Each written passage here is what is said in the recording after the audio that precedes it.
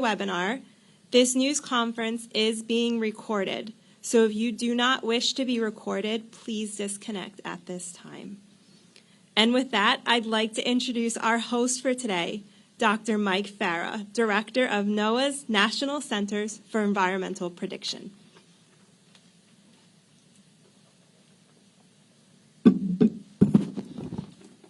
Thank you, Allison. Welcome. I'm really honored to be the host for today's ceremony, an event, and I welcome you here to this world-class facility here in College Park, Maryland. Scientists at NOAA's National Centers for Environmental Prediction are dedicated to delivering national and global weather, water, and climate information to protect life and property, as well as the economic well-being of the nation. The building you're in today is home to 5 of our 9 national centers, including, first, NCEP Central Operations, or NCO, who operate the Weather and Climate Operational Supercomputing System our models run on, as well as other processing and dissemination systems.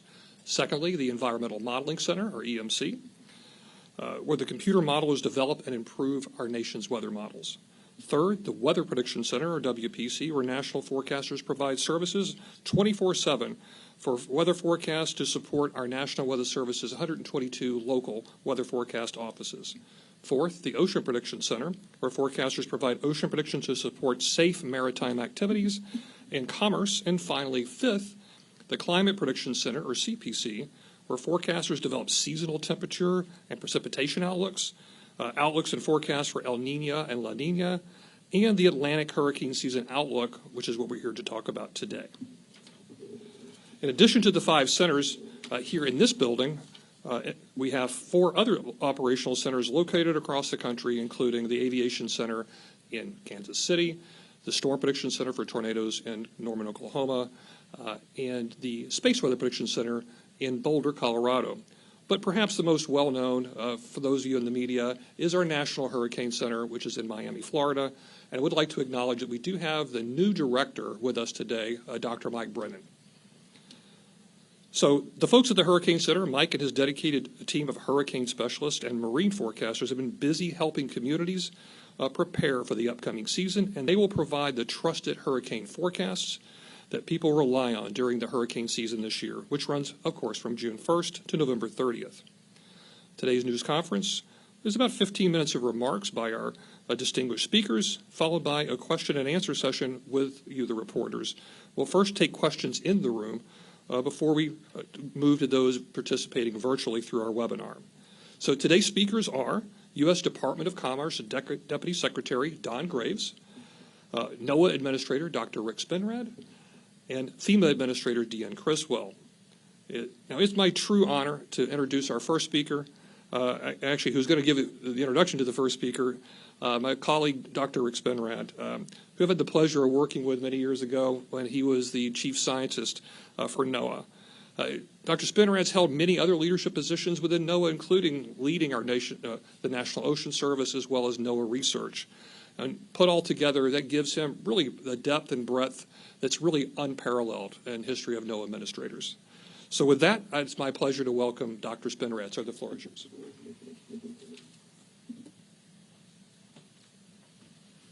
Thank you, Mike. And it is my pleasure to welcome Deputy Secretary Don Graves here today. Deputy Secretary Graves has been a very strong supporter of both NOAA's mission and our workforce, and in fact has really been an integral champion within the Department of Commerce to make sure that the work we're doing at NOAA is closely coordinated with all of the equities and entities within the department, especially in the context of our work towards developing a climate-ready nation to ensure that the public and communities and industry have the kind of reliable, actionable, and accessible information needed to make decisions related to weather and climate events. And with that, we're very glad to have Deputy Secretary Graves here today, and I will turn the mic over to you, sir. Thank you. Well, thank you so much, Dr. Spinrad, and thank you all for having me here today. Welcome to everyone who's participating in this press conference. Welcome to NOAA's National Center for Weather and Climate Prediction. At the Commerce Department, we're fully committed to NOAA's mission to study, forecast, and issue watches, warnings, and other decision support for tropical systems in our ocean basins. Here and in offices across the country, tireless work is being undertaken to forecast major storm systems, from the pilots who fly our hurricane hunters that collect the weather data that scientists use that track the patterns of severe weather events, to the scientists who use that data to make better predictions. It's no mistake that NOAA and the National Weather Service find their home in the Commerce Department. Hurricanes and the destruction they cause can have devastating impacts to affected communities and to local economies. We know that recent hurricane seasons have been particularly busy, with 3 back-to-back La Nina events, which only increase the threat of hurricanes. Last year alone, we saw 14 named storms accumulate, 3 of them hurricanes that hit the United States, causing a collective $117 billion in damages when adjusted for inflation. The World Meteorological Organization retired the storm names of Fiona and Ian, and those destructive storms made landfall in Puerto Rico and Southwest Florida, respectively, and caused billions of dollars of damage. The increasing impacts and risks to U.S. communities from these destructive storms make the work of NOAA and its partners in government, the private sector, and NGOs all the more essential. It's critical that this work goes a long way to better prepare the United States for storms and effectively addresses environmental, economic, and humanitarian impacts to help communities recover from these events. To broaden the impact of NOAA's work, we have to make continuous investments focused on innovation aimed at supporting NOAA's ability to make accurate weather forecasts through implementing more powerful supercomputers, developing upgraded forecast models, extending NOAA's decision support services to local officials who are responsible for public safety, employing better satellite observations, including state-of-the-art GOES and polar orbiting satellites, and expanding community outreach to equip every community in the country with the information that they need to appropriately prepare and respond to potential hurricanes. These investments are critical because preparedness protects property, informs communities, and saves lives. NOAA's investments from the Bipartisan Infrastructure Law and Inflation Reduction Act, $6 billion in total, represent transformative opportunities to support all Americans, including vulnerable populations, in efforts to make our communities even more resilient to future weather and climate events. Just last month, the Department of Commerce and NOAA announced $562 million in recommended funding for projects across the country to help make coastal communities more resilient to climate impacts through the Climate Ready Coasts Initiative. These investments are a key part of NOAA's efforts to build a climate-ready nation, where our country's prosperity, health, and safety benefit from understanding climate change and taking action at all levels to reduce climate impacts. As we continue to make advances in understanding and forecasting hurricanes and extreme weather, our scientists strive to learn from every storm and apply that knowledge to future storm analysis. As a result, NOAA's hurricane predictions are more accurate than they've ever been, based on advancements with our new hurricane model. Reanalysis of forecasts for storms from 2020 to 2022 has shown that today the accuracy of our forecast track has improved by 40% since 2017, and the accuracy of our forecast intensity has improved by 46%. Since 2017, we've also improved the lead time for hurricane forecasts by 2 days, and the 7-day track forecast now has the same accuracy as the 5-day track forecast. The lead time of our storm surge forecast has also grown. Our 3-day advanced storm surge forecast today has the same accuracy as the previous 2-day forecast. These additional days of preparedness can make all the difference in places like Florida, Puerto Rico, and other parts of the country in mitigating the destruction and saving countless lives. These improvements not only make our country safer and more informed about hurricanes and their impact, but they also speak to the importance of the work being accomplished each and every day by the dedicated individuals at NOAA. As hurricane season approaches, the overarching message today is clear. NOAA and FEMA are prepared for the upcoming season. Now it's time for communities to prepare as well. It's absolutely crucial that all Americans living in the potential paths of these storms, even well inland of the coast. Follow NOAA's guidance for preparation and determine your risk, develop an evacuation plan, and assemble the disaster supplies that you may need if a severe storm strikes. Please stay informed and be ready to heed warnings from NOAA's National Weather Service and your local emergency managers. NOAA, the Department of Commerce, along with our federal partners like FEMA, stand ready to serve the nation before, during, and after each storm, and ensure that communities have the resources they need to overcome the threat that hurricanes pose. Thank you for joining us today. Thank you to NOAA and FEMA for their continued service to make this country a safer place. I'm sorry I won't be able to stay for the rest of today's event, but with that, I am pleased to turn it back over to Dr. Spinrad. Thank you. Thank you, Deputy Secretary Graves, and good morning to everyone. So, welcome to the NOAA 2023 Atlantic Hurricane Season Outlook. Let me start by saying that whether you're joining us in person or remotely, we really appreciate your attention to this very important announcement. I want to extend my gratitude to my friend, Dr. Mike Farah, for hosting us, along with the many scientists, technologists, technicians who work around the clock in this building and elsewhere to provide weather, water, and climate forecasts and projections to keep the nation safe and informed. I want to take a moment to recognize also that although we're here today to announce NOAA's 2023 Hurricane Outlook, I do want to acknowledge the people of Guam, CNMI, Rota, Tinian, Saipan, as they respond and begin to recover from the devastating impacts of Typhoon Mawar. I'd also like to thank the NOAA employees working at the National Weather Service's forecast office in Guam, who sheltered in place to ensure continuity of forecast operations throughout the storm. I will say personally that to me is kind of the sort of extraordinary activity of our workforce, where they're putting mission first, and in many cases when their own lives and livelihoods and families are being threatened. So I can't overstate how much I, as administrator, appreciate the effort they've undertaken. And as officials begin to assess the damage, one thing is clear: the forecasts, warnings, and decision support services that NOAA provided saved many lives. That's unequivocal. So as we enter the start of hurricane season, NOAA and the National Weather Service stand ready to provide our nation with the best possible information. You just heard from the Deputy Secretary that best keeps getting better over time.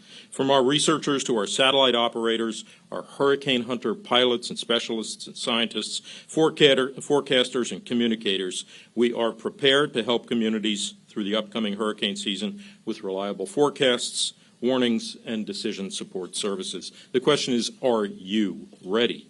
Each year we host this news conference at a different hurricane-prone location to highlight the different hazards that a hurricane can bring. Since we're in Maryland today, I'll note that this year marks the 20th anniversary of Hurricane Isabel. Some of us, myself included, were personally affected by that, so we can certainly relate. Many of you who live here in the Mid-Atlantic might recall Hurricane Isabel, which made landfall as a Cat 2 storm in the Outer Banks of North Carolina, and whose storm surge wiped out a portion of Hatteras Island. Isabel also brought record storm surge up the Chesapeake Bay, resulting in significant flooding in Baltimore and Annapolis. Power outages, including at my own home, were a significant effect of the storm, and Isabel is directly responsible for 17 deaths, mainly through drowning, 34 indirect deaths. Several of those were attributed to carbon monoxide poisoning from generators running in closed spaces without proper ventilation.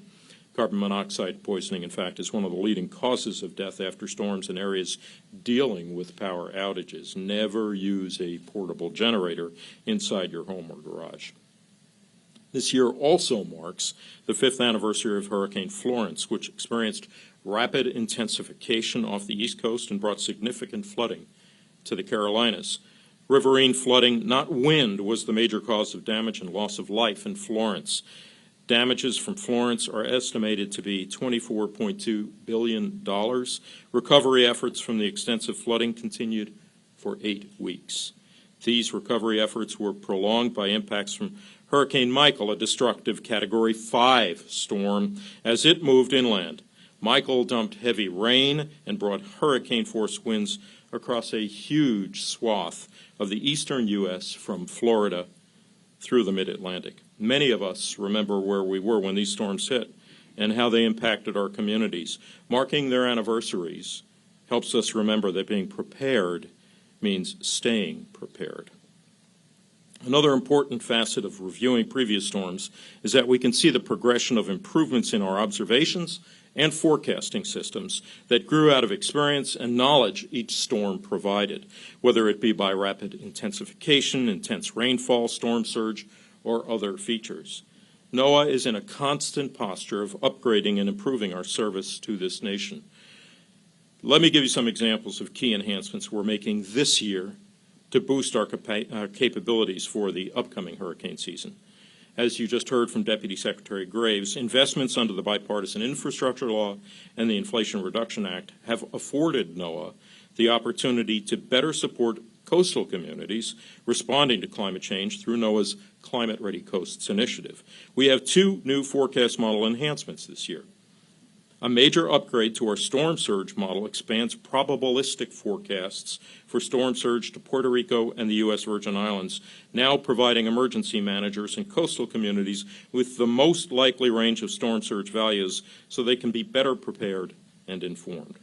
Next month, we're launching a new hurricane model that will eventually become our primary hurricane model. The model, called the Hurricane Analysis and Forecast System, was developed by NOAA researchers with hurricane disaster supplemental funding in 2018, 2019, and 2022. Retrospective analysis of storms in the North Atlantic Basin from 2020 to 2022 showed that the new hurricane model provides up to a 15% improvement in track and intensity forecasts over existing models. Directed by the Weather Act of 2017 and developed under NOAA's Hurricane Forecast Improvement Program, the new model aims to improve forecasts for rapid intensification. All of our forecast models run on NOAA's operational supercomputing system. In July, we'll be expanding our supercomputing capacity by 20%. This upgrade will allow us to run more complex forecast models and provide faster and more efficient computing power for operational prediction, research, and development. Once implemented, the system will be able to perform 29 quadrillion calculations per second. The expansion will provide the supercomputing power that's necessary to support forecast model upgrades for years to come. Additional notable product and services upgrades include this year, the National Hurricane Center extended their tropical weather outlooks from 5 days to 7 days. Being able to forecast further out in time helps emergency managers better prepare for the storm. Also, the Weather Prediction Center's excessive rainfall outlook will be operationally expanded out to day 5 this season. Flooding is the deadliest tropical cyclone hazard in the U.S., and these outlooks now provide up to 5 days of lead time on the threat of flash flooding from intense rainfall. This year, we're also continuing to improve our use of various observing tools to better sense the atmosphere within a storm, as well as the ocean state surrounding the system. This includes unmanned drones, sounding balloons, as well as additional sail drones and underwater gliders. Thanks to bipartisan infrastructure law funding, NOAA's National Data Buoy Center will modernize and upgrade the Tropical Atmosphere Ocean TAO buoy array. Data from these buoys are fundamental to understanding our knowledge of El Nino and La Nina, as you just heard the DEPSEC allude to, and our ability to better simulate and predict them in climate models. The El Nino and La Nina climate patterns can influence Atlantic hurricane season. These are exciting investments and advancement that will help our agency support communities living in the path of tropical cyclones. This funding and these new capabilities will go a long way in helping us build a climate-ready nation that's more resilient to the threats posed by climate change. So, without further ado, let's dive into this year's Atlantic hurricane season outlook. NOAA is predicting a near-normal 2023 Atlantic hurricane season. Specifically, there is a 40% chance of a near-normal season, a 30% chance of an above-normal season, and a 30% chance of a below-normal season. For the range of storms expected, NOAA calls for the following: 12 to 17 named storms with top winds of at least 39 miles per hour, Of these, 5 to 9 are forecast to become hurricanes with maximum winds of at least 74 miles per hour. This includes 1 to 4 major hurricanes ranking as Category 3 or above and winds of at least 111 miles per hour. Before I close, I'd like to take a moment to remind you now that it's time to prepare. Remember, it only takes one storm to devastate a community. Regardless of the statistics I shared, if one of those named storms is hitting your home, your community, it's very serious. I'd also like to give special thanks to the skilled and dedicated forecasters at the National Hurricane Center in Miami, who work around the clock to deliver timely and accurate forecasts each and every hurricane season, as well as the hurricane hunters who fly hundreds of hours each hurricane season to support critical hurricane forecasting and research, and the numerous members of the emergency management community who are so critical to protecting lives and property. And the experts at the Climate Prediction Center, who develop seasonal outlooks, including the Hurricane Seasonal Outlook, which are used as a tool by decision makers, emergency managers, and the public when preparing for the season ahead. And finally, the dedicated forecasters of the National Weather Service, who work around the clock in every U.S. community to provide weather forecasts and warnings the entire nation can depend on. The dedication of these public servants quite literally saves lives and safeguards our communities and businesses. And now, it's my pleasure to invite FEMA Administrator Deanne Criswell to the podium. Thank you.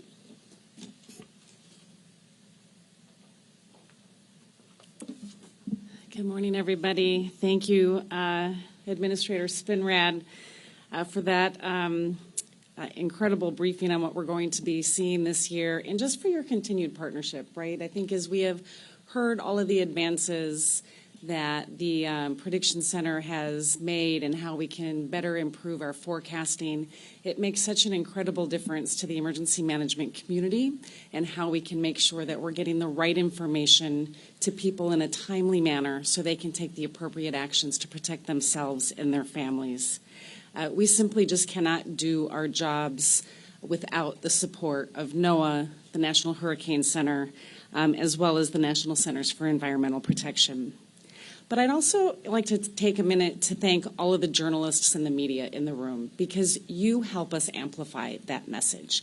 Everybody gets their information in different ways, and your ability to help get out to all communities really makes a difference in making sure we're getting that critical information in a timely manner.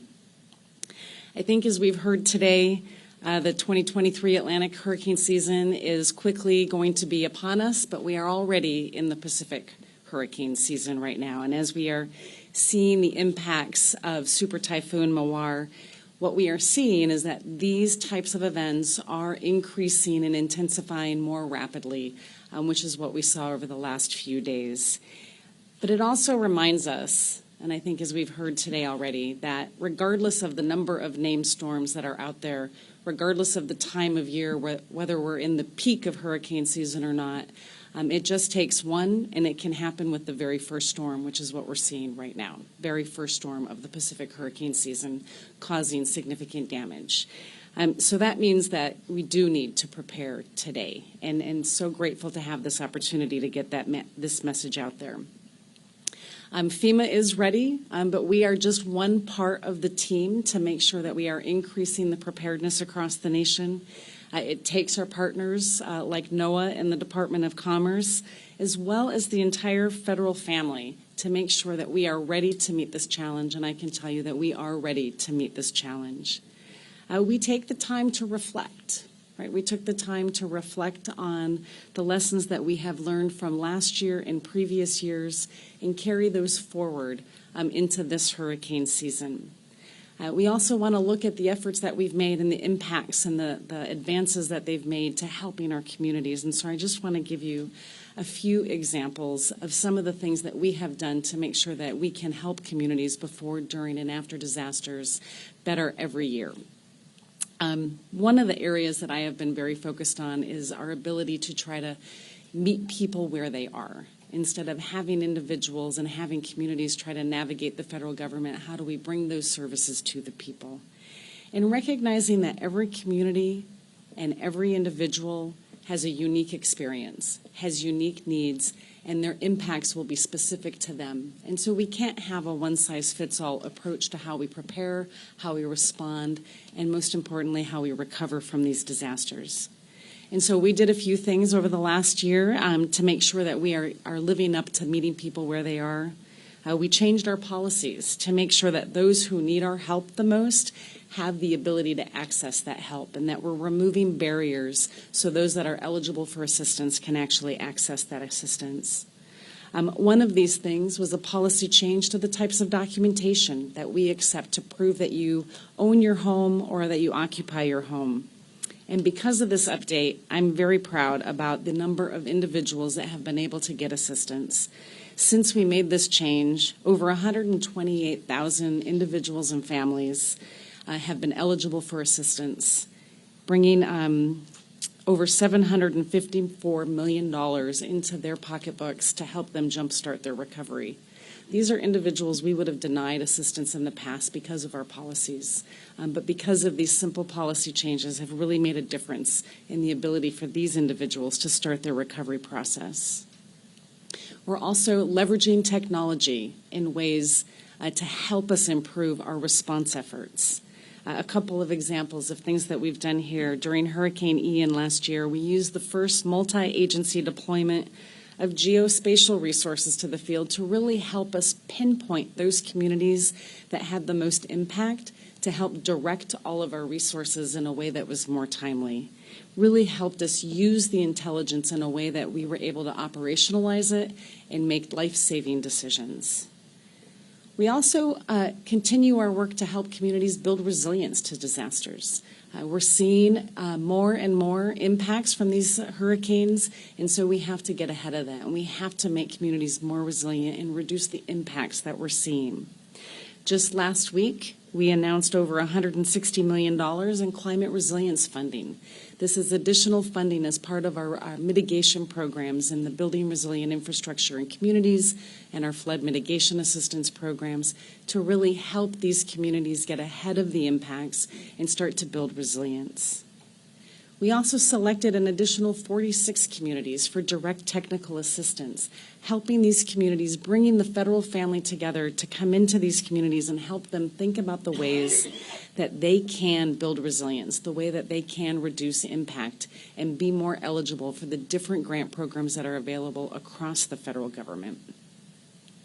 And today I'm also happy to share that our partners at HHS announced $65 million in funding for healthcare centers in areas that were hit hard from hurricanes last year. This funding is going to help prevent flooding, upgrade emergency generators, and improve communication and mechanical systems ahead of future disasters.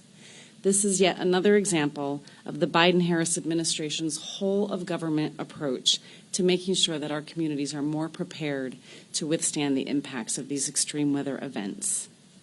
And as I said, we are just one part of the team. FEMA is not in this fight alone.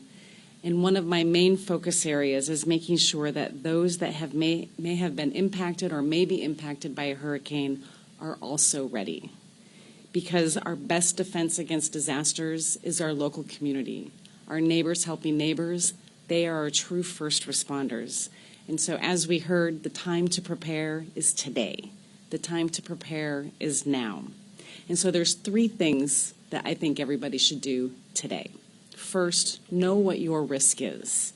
Hurricanes, they are more than just the cone that we see. They are storm surge. They are significant rainfall. They are carbon monoxide poisoning after.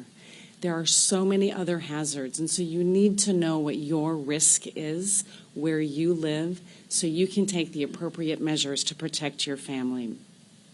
Second, know how you're going to get information.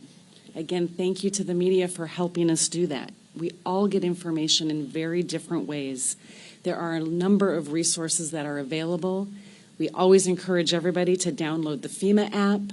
You can also download weather apps from NOAA and the National Weather Service, also in your local community, and sign up for their emergency alerts so you know how you can get information so you can take immediate action when needed. And then third, make an emergency plan.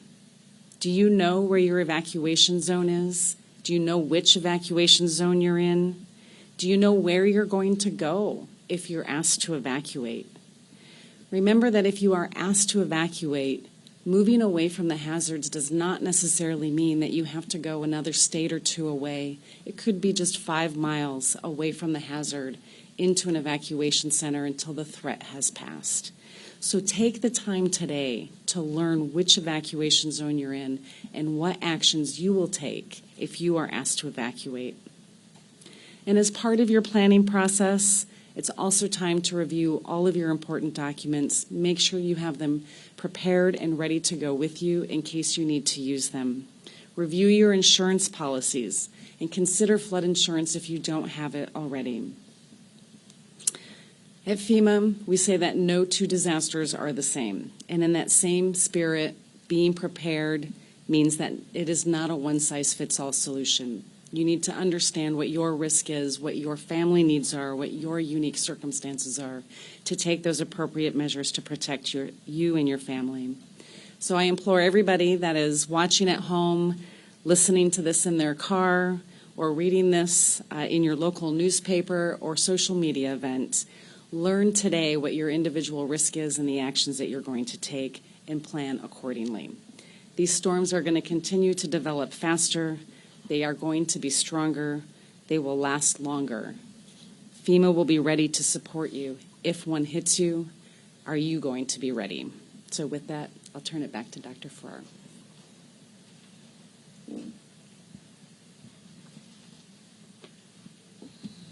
Thank you so much, Administrator Criswell. Before we moved on to the Q&A portion, I'd like to I'm sorry, that's the wrong one. Yeah, it is correct. I'm sorry. Before we move on to the Q&A portion, I'd like to introduce Matt Rosenkrantz, who is our lead hurricane season outlook forecaster with NOAA's Climate Prediction Center. Matt will be available to answer questions about the science behind today's hurricane outlook. So we'll begin with questions from reporters in the room. Please raise your hand, and Allison from NOAA Communications will bring the microphone to you. For those of you joining us by webinar, you may also ask a question using the raise hand feature. Until such time as you're called upon, please, everyone online, please keep your phones on mute. When we do call on you, then unmute your microphone, state your name and media affiliation before asking your question, and the same for the reporters in the room as well. If you prefer to submit a written question, you may also do so using the question box on the right of your screen, and we'll read your answer aloud in the room. Also, if possible, if you have something to be directed to a specific person of our speakers, please let us know who you're directing your question to. And we'll do our best to answer questions in the time available. So for now, we'll take the first reporter question in the room. Seth Borenstein, AP. For Matt, in terms of the forecast, I assume, like others, you're dealing with the clash between El Nino dampening and the very hot Atlantic increasing. Can you explain a little the dynamics there in your forecast? And more importantly, El Nino, once it happens, you know it's going to be around for a few months. How confident are you that the hot Atlantic, the record hot Atlantic that we're seeing now, will be there for a few months? And can you give some insight onto why it is so warm? So, yeah, those two things did come into the forecast, the interplay between the El Nino and the favorable conditions across the Atlantic, not just the sea surface temperatures, but as well as the wind patterns and the shear patterns that are over the Atlantic, as well as the predicted shear patterns over the Atlantic. So it's kind of like a clash between those two big features. El Nino can control about 33 to 38% of the variance, so it's not all of it. The sea surface temperatures in the Atlantic should stay around for months through the summertime, once they're established. Overall, the patterns in the Atlantic that are favorable, they change in what we call the Atlantic multi-decadal oscillation. They change every 25 to 40 years. Now, the specifics as far as how warm it is this year, we are warmer than we were last year. We're about as warm as we were in 2020. Once we move into the summer season and you establish kind of strong high pressures over the Atlantic Ocean, over most of the ocean basins, it's very hard you're not going to disrupt that tropical temperatures as much. You can disrupt the mid-latitude with storms, but not as much the tropics. So once it's kind of established, it's likely to hold on just as long as ENSO is likely to hold on through the entire season. Now, El Nino, right now the forecast is a 93% chance for that to be an El Nino phase. during the core of the Atlantic hurricane season, August, September, and October. But that is likely to last many, many months.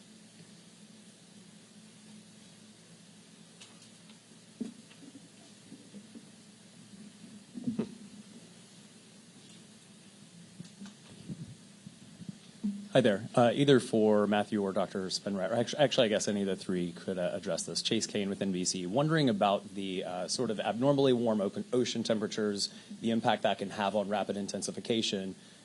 People on the coastline might see, oh, a Category 1, I don't need to evacuate, and then all of a sudden it's Cat 3, 4, 5 storm. How do you communicate that risk as these temperatures get warmer and these storms intensify more quickly? No. So I'll start and then ask if anybody would like to do it. I mean, we've certainly been communicating this risk through our forecasters at the Hurricane Center. Our hurricane models have also been able to improve the rapid intensification forecasting over the last several years. So we've been able to communicate that earlier than has been possible in the past. And if there's anybody, would you like to add anything else? I want to make sure Administrator Criswell talks about their response, but I want to add a little bit geekier perspective on the intensification, because I think I may be the only card-carrying oceanographer in the room. And I will point out that one of the important things that we're doing at NOAA is looking, obviously, at sea surface temperature, but also it's about total heat content. And so making use of a lot of satellite capabilities and then the new observational capabilities that we alluded to, like gliders, for example, allows us to get better information about how much total energy is in the ocean available to contribute to intensification. So that's part of the improvement that you've seen that then gets reflected in the kind of forecast that Mike just alluded to. It's a great question, and I think one of the things that we have to focus on as we go into this hurricane season is not just the hazard itself, right? Not just the category of the storm, but all of the risks that go with it. And so is it going to intensify more rapidly? What are the other pieces that we're concerned about? You know, the new accuracy or the modeling that we're going to be able to do for storm surge. This part of risk communication is where I think that we need to direct our focus to, and using all of the mediums that we have available. And it's going to be even more important that we start to get those types of messages out sooner across all forms of social media, national and local news, but using the emergency alert apps that people have to be able to get that information, to be able to take action quickly. But you can only take action quickly if you take the steps today to make sure that you're ready to take that action quickly. And so being able to communicate those risks and what those risks are and not just the category is going to be a cultural shift, right? And a mind shift for the people that live in areas that are typically going to say, well, I've lived through a Category 1 and then all of a sudden it's a Category 3, or I've lived through this before, and now we have intense storm surge, and we have increased rainfall that's creating additional hazards that they haven't experienced before. The risks of these storms are different than the risks that they faced 10 years ago. We have to be able to get that message out to people.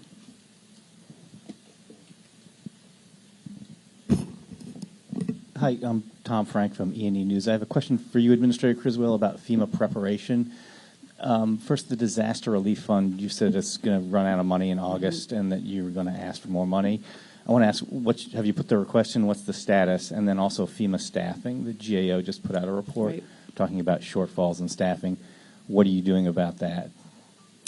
So on the disaster relief fund, yes, we're still projecting a shortfall. I believe it's in August now. It's been pushed back. And we are still working with the administration on what a supplemental request would look like.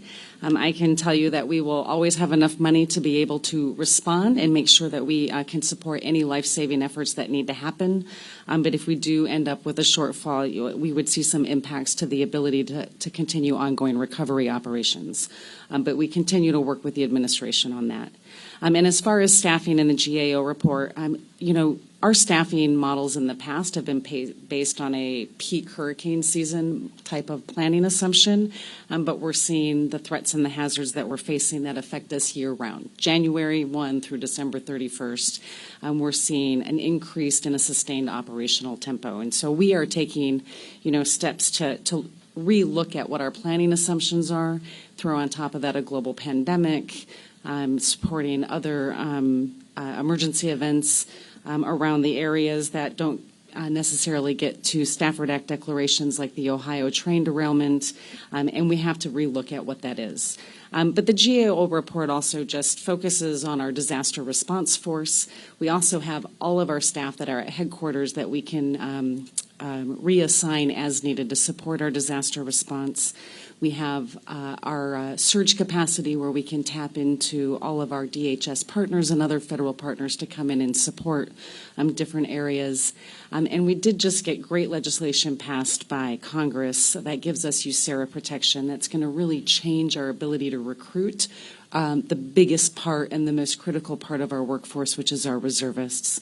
And so they now get job protection. And so now we have the ability to recruit very specifically some subject matter experts, but also broaden the pool of individuals that want to be able to support response operations like this, but have a day job. Now they'll have that job protection to be able to go in and support some of our efforts as needed. And so we're using that as a targeted recruiting tool going forward.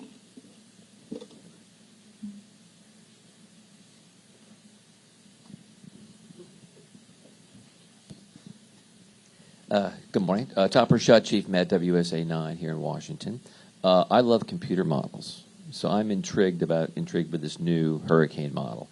Can you talk a little bit about the evolution? Did you start from scratch? Did you take some models and blend them? And when can I get my hands on it? Matt or Rick, I don't know who wants to take that. I can start. Okay, please. So the new hurricane analysis and forecast system is actually being built on the framework of our unified forecast system. This is where we're taking a unified framework for our global and regional models. And so it's been built inside that framework. So we did not start from scratch, but we've added new physics, improved data assimilation and dynamics, and as Dr. Spinner talked about, right out of the box, the very first time we're going to implement it, at least for the 3 years we ran it in retrospective, we were getting around 15% improvement on track and intensity forecasting that we used to have on our HWRF and HMON limited area of hurricane models. Those aren't the only models. We still make use of the global models like the GFS, our international models like the European model as well, and statistical models. So all those are thrown into the mix, and you add on top of that the expertise of our forecasters at the Hurricane Center. So we're continuing to incrementally improve the quality of our modeling. Oh, it's going to be implemented about a month from now, in late June. Okay, I think we've got our first question online. Yes, we have a question online. We have a hand raised from Lance Blocker. Lance, I am unmuting you now. You have to unmute yourself. Please remember to state your media affiliation before you ask your question. You're good to go, Lance. Yeah, thanks a lot. Lance Blocker here, CBS 17 News in Raleigh. Hey, we've had a lot of talk about the impressive El Nino and the above average sea surface temperatures. How did you guys simulate this upcoming season to reach the forecast with somewhat of a rare, unique combination with the upcoming months? And did you use any emergent technologies like machine learning or AI with that process? So we do have we use the global models, again, from our own center and from our partners around the world, UK Met, European Center. That inherently takes into account the sea surface temperatures in the globe all at once. We do have work with the Atlantic Oceanographic and Meteorological Laboratory that has a specific model that addresses interbasin Pacific versus Atlantic sea surface temperatures. That was injected into the forecast. And then we have a few other statistical models. So those are all put into the forecast. The team met. We discussed them, the weak points, the strong points of each one of the models. And then our consensus forecast was the forecast we came up with. And what was the second part of your question? Yeah, I was just wondering if there was any new technology applied to it, machine learning, AI, any of that, or is it still in experimental phase? For this product, that is machine learning AI is still in a developmental phase for this product. Thank you. All right, thank you. We now have a question from Rebecca Hersher. Rebecca, I am unmuting you. Can you please unmute yourself? Yeah, thanks. Rebecca Hersher from NPR. I'm wondering if it's abnormal to have this many storms forecast, a 70% chance of a normal or above normal year during a year with El Nino. Has that happened before? It seems like a pretty large number. Yeah, so when I look back on the historical data we've had anywhere from 6 named storms to 18 named storms during El Niños. The stronger an El Niño event, usually the less amount of storms you have. But we are also in an active era, and having a strong El Niño with an active era and such warm SSTs, I've only seen it one other time in the historical record. So there's not a lot of analog evidence for it. So it's definitely kind of a rare setup for this year. And that's why our probabilities are not 60 or 70%. They are a little bit to reflect that uncertainty that all of our, combined a couple hundred years of experience doing tropical analysis with the team. When we looked at it, we were like, wow, there's a lot of uncertainty this year in the outlook. So that's why we have those probabilities and the ranges the way they are. All right. Thank you, Kara. Next, we'll have a question from Kara Corte, CBS News. Kara, I'm unmuting you now. If you can unmute yourself as well. Thank you all for doing this. Administrator Criswell touched on this a bit, but can you all speak to how you anticipate increased intensity of these storms due to climate change this year and beyond? And then also, I believe there were storms fairly late in the season last year. Is that a trend we can expect again this year and in the future? Thank you. Yeah, no. This is Rick Spinrad, the other administrator.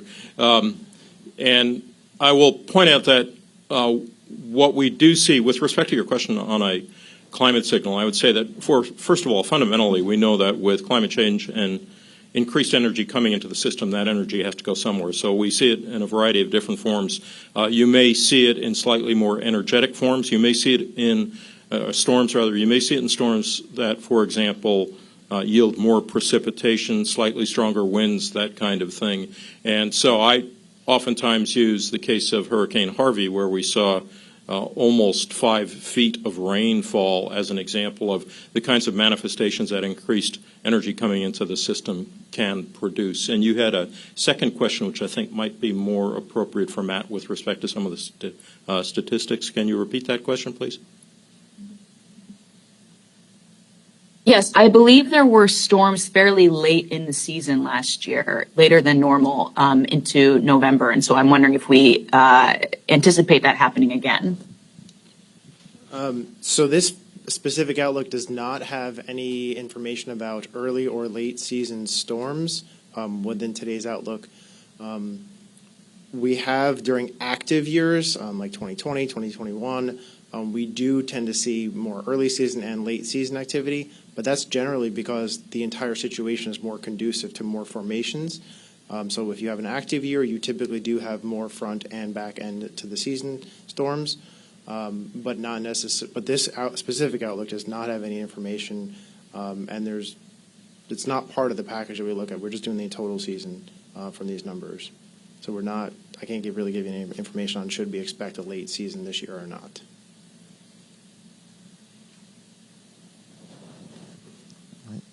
Thank you. Next, we'll go to Scott Dance. Scott, I am unmuting you. If you can unmute yourself as well.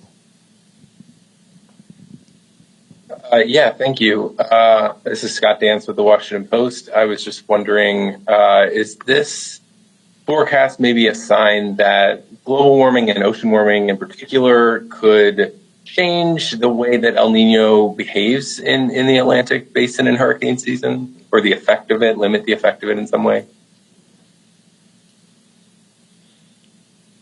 So there's kind of two parts to that answer. There is open areas of research within NOAA and the academic community on the global response to El Nino or La Nina, and what does that look like in future scenarios with a warming planet. And then as far as, so that's an open area of research that still needs to be investigated. And then as far as this year, El Nino versus the sea surface temperature, as I said, it's a pretty rare condition to have both of these going on at the same time. Favorable conditions in the Atlantic, the El Nino developing. So there's not really a lot of analogs for that to look at.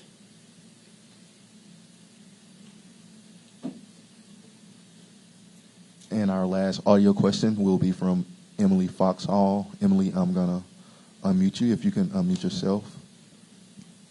Hi, I'm in Houston and I write for the Texas Tribune. I was wondering, Matt, if you guys looked at this regionally at all and if there's anything in the Gulf that might make things better or worse for us here. No, this particular forecast is or outlook is for the entire basin. There was really no skill or attempted regional outlook for it. So there's no additional information on where in the Atlantic Basin it will be or whether or not it will be making landfall or not. It's just the total number of storms through the season.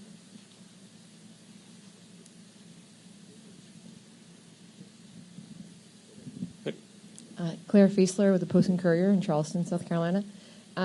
Can perhaps Administrator Criswell can talk about this? Can you talk about recovery efforts in situations of high-frequency storms making landfall within 2 weeks of each other in the same place? This is something that we've dealt with in South Carolina.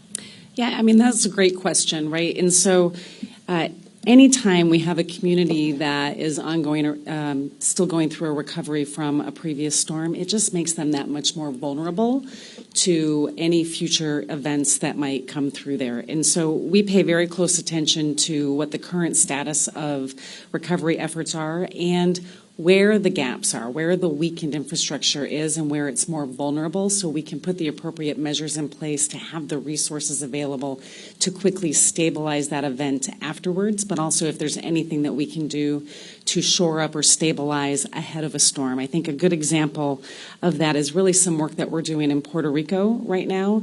After Hurricane Fiona, we used our ability to go in and provide some stabilization to the power grid to help make them more resilient for this coming hurricane season, an effort that's a temporary measure to increase the number of megawatts that they're able to produce to help make sure that they can withstand. That's just one example, and those are the types of things that we work with governors and my state directors with if they are going to experience a storm and understanding what their impacts are and where their recovery efforts are, but really listening to them where their greatest concerns are and where their greatest needs will be. But it's also really important then for individuals, right, that are still ongoing their recovery efforts to be able to take those actions today to know what they're going to do, how they're going to prepare, where they're going to go to be able to protect themselves and their families. Okay.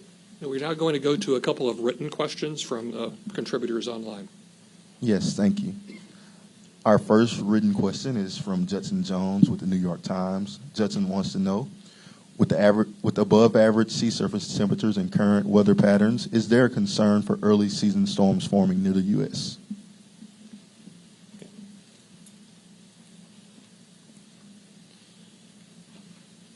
So there is no information in this outlook that would talk about front-loaded early season storms or late season. I do know that I looked at the Hurricane Center website this morning, and they do have a small area of potential in the next 7 days, just off the Carolina coast, but it's only a 10% chance. That's the current Hurricane Center. And you stick with the Hurricane Center, watching them day to day, hour by hour. The forecasters are always there updating their tropical weather outlooks. So that's probably your best source of information for day-to-day information. So thank you, Matthew. We have a question from Holly Parker with WNO. Given the issues of rapid intensification and warmer waters, has that affected how many major hurricanes you forecast for the season in proportion to the total number of hurricanes at all? Yeah.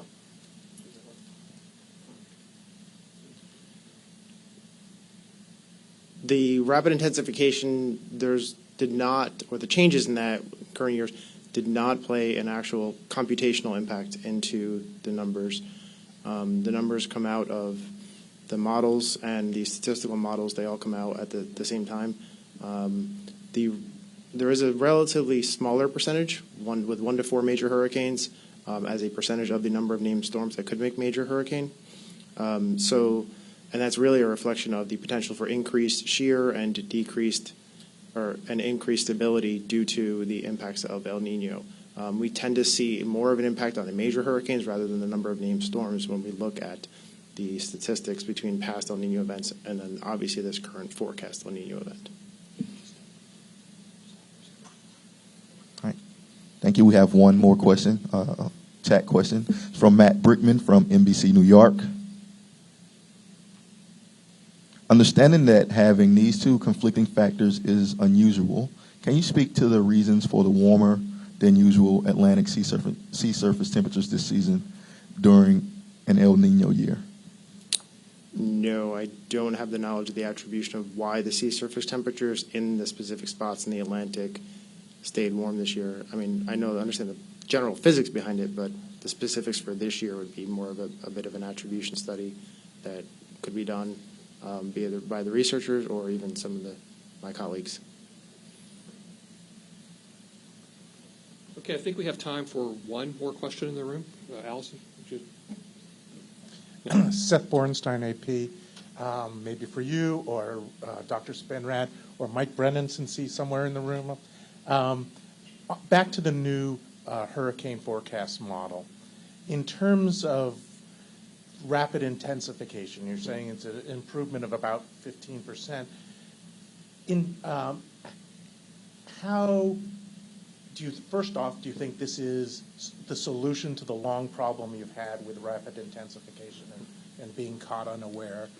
And second is this the first time you're taking ocean heat content into factoring it in the modeling, or are you giving it higher credence than you have in the past? So I'm wondering how big a factor is ocean heat content in the improvement here? So we have always used sea surface temperature and ocean content as a boundary condition for our models. So that part is nothing new.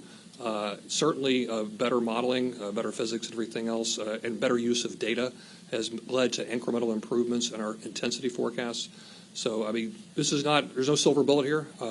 We need continued observations, continued improvement in the models, potentially higher resolution and more ensemble members to get it to the uncertainty.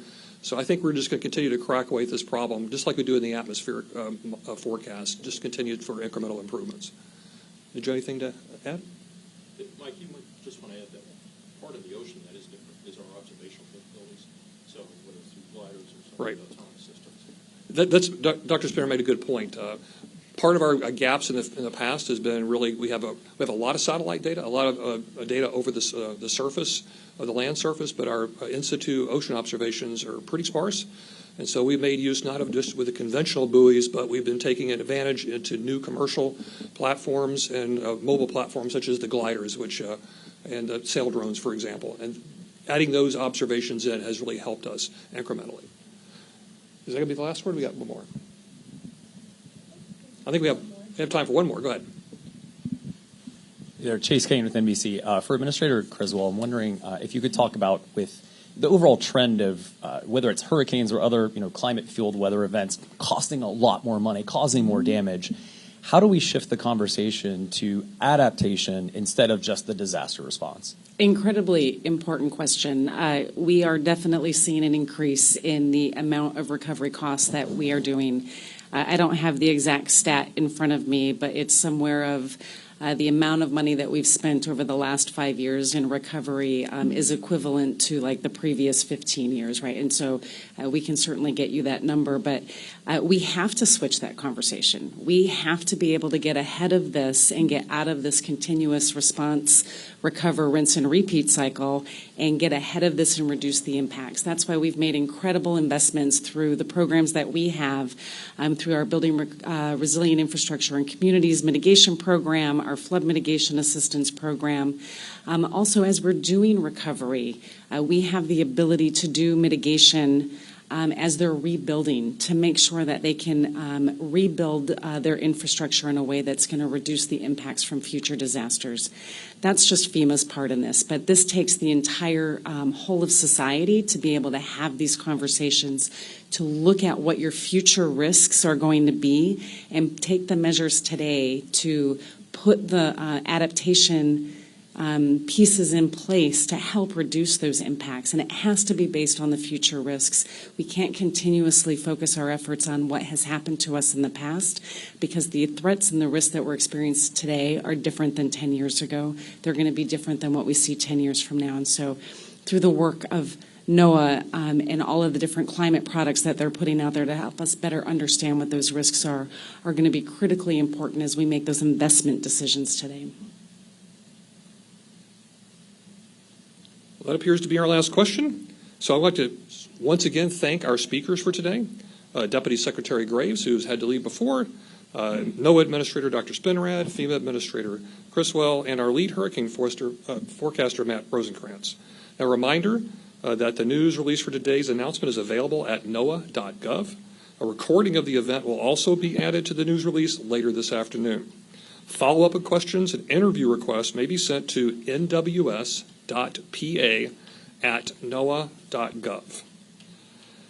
So thank you all for coming. I really appreciate all your wonderful questions and interaction. And that concludes today's press conferences. And thank you for joining us, and have a wonderful day.